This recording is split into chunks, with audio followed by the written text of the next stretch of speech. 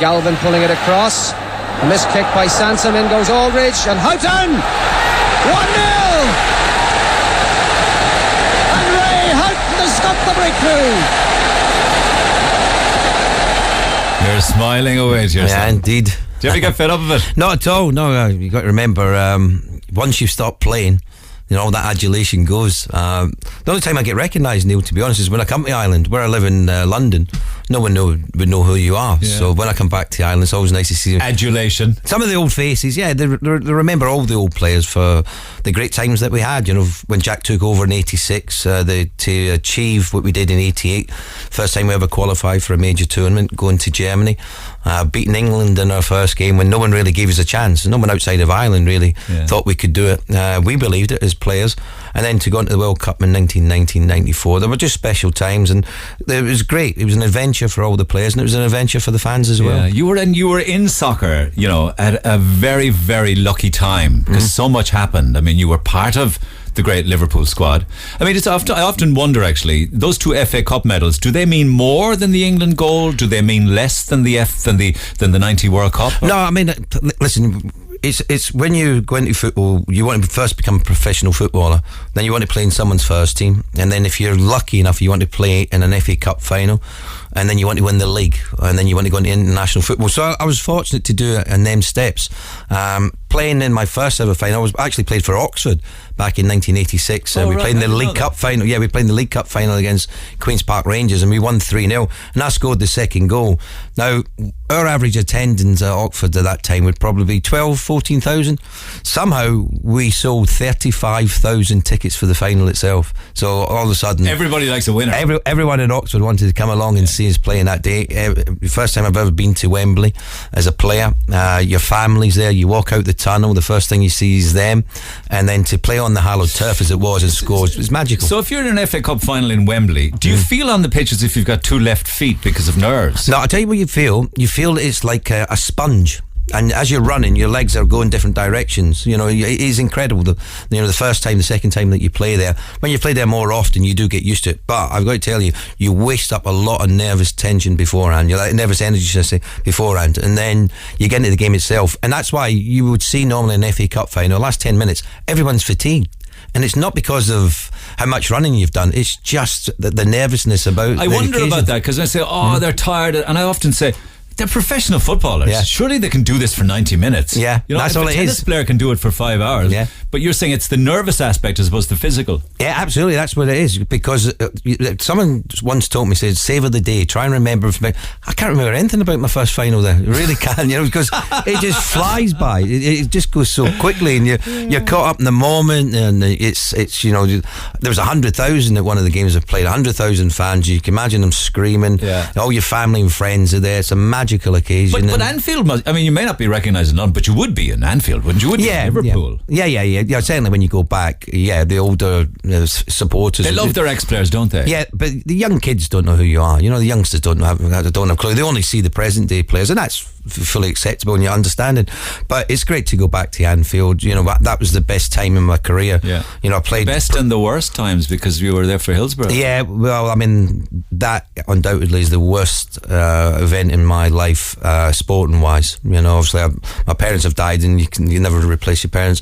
But that occasion, 96 people dying that day. You know, being at the stadium. I remember the first 5 minutes of the game, someone actually ran out from the area of the field, the Lippings Lane, and it was a Liverpool fan, and he said to me, come running up to you. He went around a few of the players and said to me, there's people dying in there. And my first reaction, and my only reaction, was, how did Nottingham Forest fans get into the Liverpool end? Because I thought obviously there was a coming together between both sets of fans. If I had known what he meant, maybe we could have done a little bit more about it, but hindsight's a wonderful thing. We didn't know what was going on. Their memory's never been forgotten, though. I mean, I would never will, and rightly so. People know that. Yeah. But what I love about Liverpool is as much off the pitch as on the pitch. It's this wonderful sense of community and localism that Liverpool has and instill, and family. And not only that, it's they love the club. That was one of the things that came out of the tragedy, unfortunately, was Kenny Dalglish opened up Anfield really to all the families to come down, and the players would be in. And we were a bit like counsellors in many respects.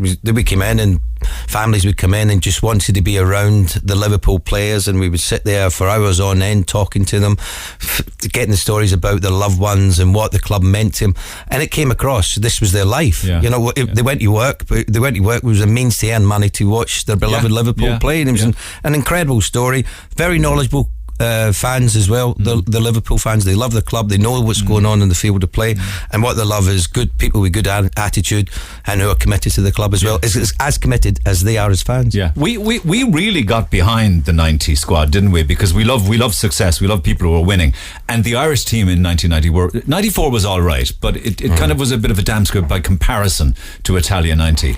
Well, because I think people obviously seen us in 88, and you say there was that winning mentality. People enjoyed being around the Irish team at that time. Because we got lots of players like you who came in through grandparents and all this. Well, there wasn't that many now. No? I mean there wasn't a huge change. And if you looked at the starting 11, Jerry Payton was in there before Jack came, as was Packy Bonner. Paul McGrath was there, Ronnie Whelan was there. So the only ones really, when you looked at the starting 11, was probably John Aldridge and myself. Maybe Chris Morris came in a little bit later, but they were the only ones really that got into the side. Then Andy Townsend came along in 1990. But there was actually it did make a difference, though. It did. Well, obviously it did, because we qualified, and then to go to the World Cup in 1990, no expectation. We hadn't a clue what was expected of us. All the paraphernalia that goes with being at a World Cup, from you can't walk down the road, you have to police with you. The security was quite incredible. We were going from city to city to play, and then just the fans that came along with us. There was 20,000 fans coming over from Ireland. Union loans. They sold their cars. I had taxi drivers were taking people to the airport, and just leaving their taxi at the airport, had their passport with them, jumping on planes to go over and watch the matches. The only thing is, I'll tell you, and the truth is, you want to be in two places at one time. You want to be playing at the matches, but we also wanted to be back in Ireland and joining in with the fans and having the parties and enjoying what was going on. It's changing face, isn't it? I mean, boxing's changing, tennis is changing, soccer is changing with Sterling and the huge money that can be made. What are your thoughts on that? Are you philosophical about that kind of money? Yeah, I mean, that's the way it goes. That's the way the dynamics of sport goes now. Look at how much money's in golf now. What Tiger Woods has brought to golf is quite incredible. Have a look at the tennis now, where Djokovic, you've got Andy Murray and all the others who have really generated a sport now where you can earn a fantastic living from. And football's no different. That's where the money is. Sky have put in an unbelievable amount of money, as is the overseas rights. I mean, as much goes into the overseas rights as there is the domestic rights in England. So if you're any good at football, you've got an absolutely golden opportunity to make a fantastic living. The problem we've got in Ireland, and why maybe the soccer team isn't doing as well as it is because of the diversity of sport in Ireland. Look how many kids want to play golf, how many want to play rugby, cricket, football, hurling, everything. The Gav is taking over. So there's only a small pool of talent that you can call upon, and we're fighting our corner as soccer people to try and cherry pick the best to try and improve the international side. What can we expect tomorrow then? You're going to get a very good game of football. It's at Crosshaven at 3:00 tomorrow. If anyone's available, come along and support. Who's going to be with you? We've got Ronnie Whelan.